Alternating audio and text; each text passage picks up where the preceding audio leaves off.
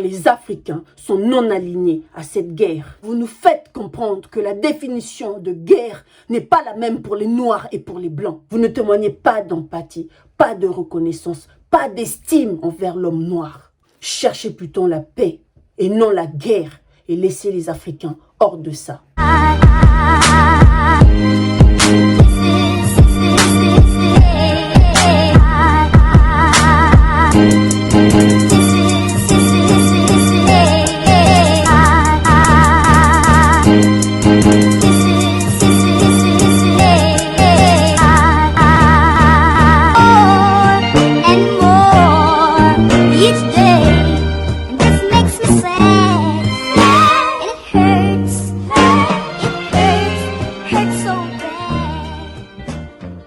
Bonjour, je m'appelle Jenny Fouti, Kosidingoko Sifwa Kumenga, je suis Bena Congo, je suis mon Congo, je le dis, je l'assume et je le proclame.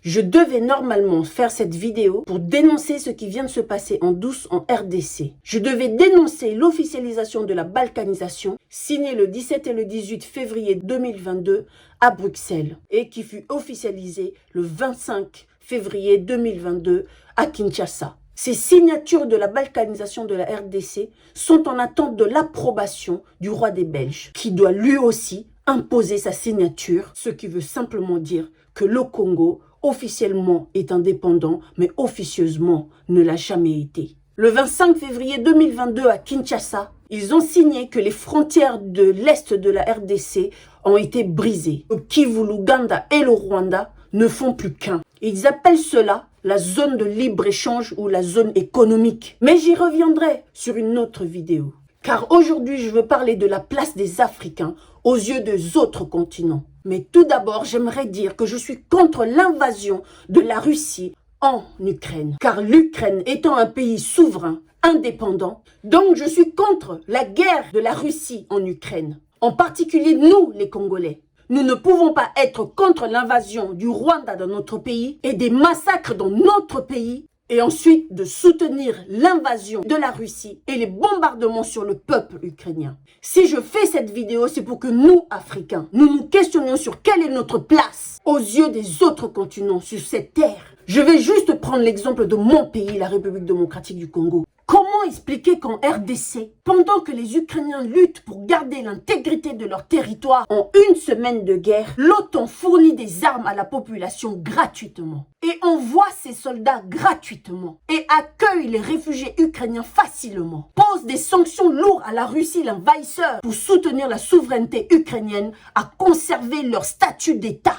L'OTAN incite les pays du monde à condamner la Russie. Et de l'autre côté, en RDC, plus de 21 ans de guerre, envahie par le Rwanda et l'Ouganda, et demande de découper la RDC en commettant des atrocités, génocides, viols, massacres, intimidations, assassinats, pillage des ressources, 12 millions de morts. 60% sont des femmes et des enfants cherchant à fuir les zones tendues. Mais là, on ne voit pas l'OTAN demander à d'autres pays du monde à condamner le Rwanda. On ne voit pas l'OTAN donner des armes à la population congolaise pour se défendre. On ne voit pas l'OTAN soutenir militairement la RDC. À part la MONUSCO, 98% des militaires viennent des pays sous-développés et dans laquelle la RDC doit dépenser 2,5 milliards par an pour payer leur présence pour une mission d'observation et de localisation. 24 ans de guerre, de conflits, de massacres, de génocide. Nous n'avons jamais entendu que la MONUSCO a défendu militairement la population, attaquée par les M23 ou les ADF, les milices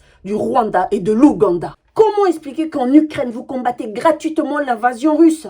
Et en RDC, où vous êtes payé 2,5 milliards par an, vous ne combattez pas, vous ne faites qu'observer le massacre, le génocide et la balkanisation. Je suis écœurée de cette injustice envers le peuple africain. Aider l'Ukraine et pas la RDC, c'est de la discrimination. Car l'Ukraine n'est pas un pays de l'OTAN, n'est pas un pays européen comme la RDC. Que lui vaut cet engouement d'aide que vous présentez? Ce racisme des pays occidentaux envers le peuple africain devient insupportable. Ça ne nous étonne pas qu'aux frontières de l'Ukraine et aux frontières de l'Allemagne, qu'on repousse les réfugiés africains. Les étudiants africains aux frontières de l'Europe, fuyant la guerre, sont insultés, repoussés. On leur dit de ne pas fuir la guerre, mais plutôt d'aller combattre pour aider les Ukrainiens. Comment expliquer cela? Sérieux?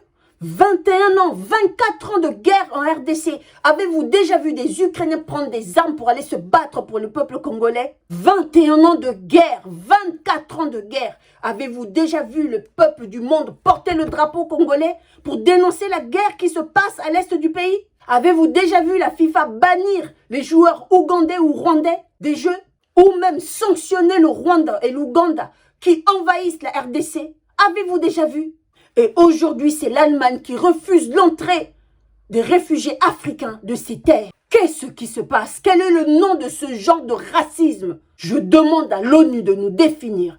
Quelle est la différence entre guerre pour les Blancs et guerre pour les Noirs? Car vous nous faites comprendre que la définition de guerre n'est pas la même pour les Noirs et pour les Blancs. Or, gaz, pétrole et minerais et autres des pays africains bénéficient aux pays membres de l'OTAN. Est-ce que les pays de l'Est de l'Europe, hors de l'Europe, vous offrent plus que les pays africains? Alors pour ceux qui disent qu'on sanctionne les Africains dans les frontières de l'Europe parce que les Africains ne se sentent pas concernés par rapport à la guerre de l'Ukraine, alors moi je veux vous répondre de la même façon que la guerre en Afrique ne concerne pas les pays européens, ni le peuple européen, car les guerres africaines ne sont pas reconnues comme guerres vu que c'est des macaques qui meurent. Alors la guerre en Europe ne concerne aucun pays africain et encore moins le peuple africain. 21 ans qu'il y a la guerre à l'est de la République démocratique du Congo. 21 ans qu'on massacre. 21 ans qu'il y a un génocide qui n'a pas de nom. 12 millions de morts. Nous avons dénoncé, marché et on nous regarde comme des enfants sans impact. Franchement, nous mettons en garde toute personne qui va s'aventurer à aller recruter des Africains pour aller combattre dans une guerre dans laquelle nous ne sommes pas impliqués. Rappelez-vous de la monnaie de singe que vous avez payé nos ancêtres,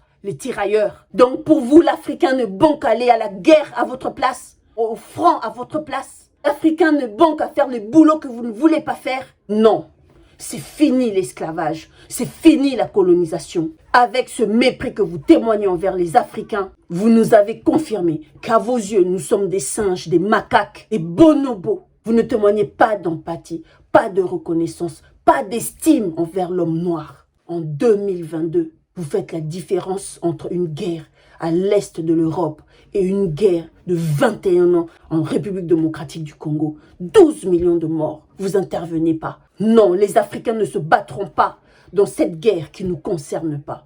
Moi, je me battrai pour la France. Uniquement pour la France. Car la France m'a protégée, m'a élevée, m'a éduquée. Donc je dois moi aussi la protéger si elle a besoin de moi. Car les Africains sont non alignés à cette guerre. Cherchez plutôt la paix et non la guerre et laissez les Africains hors de ça.